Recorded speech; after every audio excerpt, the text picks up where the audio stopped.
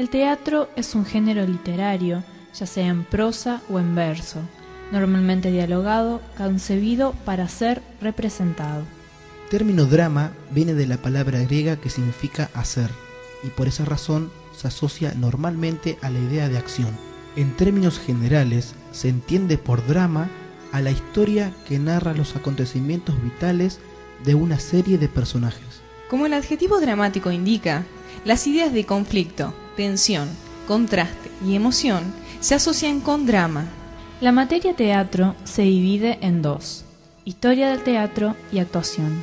En segundo año de polimodal, en historia del teatro, se estudia el origen del teatro. Las primeras obras son del siglo VI a.C.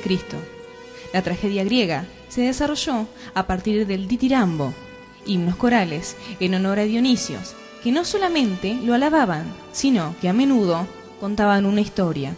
Según la tradición, Tespis, el director de un coro del siglo VI a.C., creó el drama al separar en un ditirambo el papel del personaje principal Exarco del resto del coro. Él hablaba y el coro respondía. La tragedia griega nació, se desarrolló y murió en un periodo de 100 años en el siglo V a.C., con los trágicos como Esquilo, Sófocles y Eurípides. Las obras son solemnes, escritas en verso y estructuradas en escenas, episodios, entre personajes e intervenciones del coro en forma de canciones. Las historias están basadas en su mayoría en mitos o antiguos relatos. Las obras se representaban en festivales en honor a Dionisios. Los teatros eran al aire libre. Los actores portaban máscaras que caracterizaban al personaje. Aparte de 3 obras trágicas, trilogía, cada poeta tenía que presentar una sátira y una farsa. Después se representaba la comedia, mitad del siglo V a.C. Una vez que se llegó a los autores, se leyeron 2 de las obras más reconocidas del teatro griego, Edipo Rey y Antígona, ambas de Sófocles.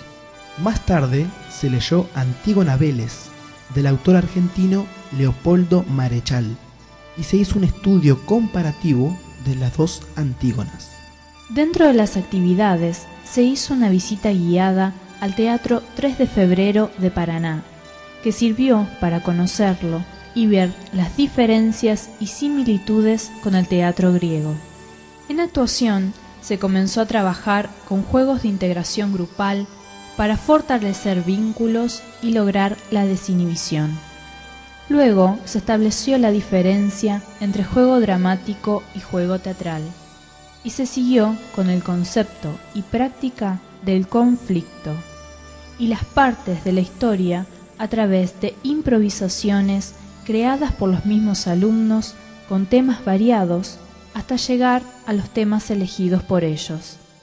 En historia del teatro se vio el teatro clásico y los autores más sobresalientes del siglo XVI, William Shakespeare y Molière, estudiando además sus biografías y obras, Sueño de una noche de verano y El Tartufo respectivamente. Luego se tomó los clásicos del siglo XIX, Augusto Strindberg y Enrique Ibsen. De Strindberg se leyó Señorita Julia y Casa de Muñecas de Ibsen. Luego se prosiguió con el teatro en el Río de la Plata a partir de 1880 y sus autores.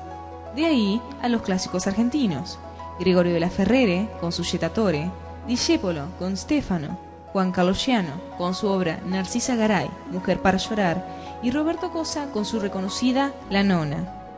El teatro en el periodo del 76 al 83. El régimen militar y la censura dieron paso a obras grotescas y absurdas, alusivas a la situación social, política y religiosa.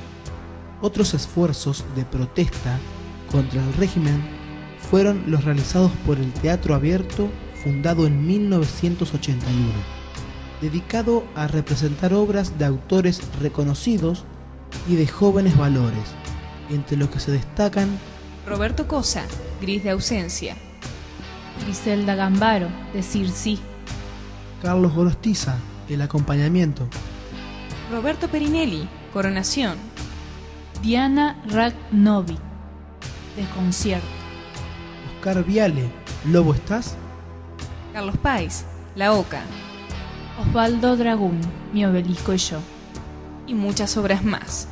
Con el restablecimiento de la democracia, la fórmula teatral imperante perdió su sentido y la escena volvió a ser ocupada por los autores ya consagrados como Gambaro, La mala sangre, 1982, Pavlovsky con Potestad, 1985 y Cosa con los compadritos, entre otros.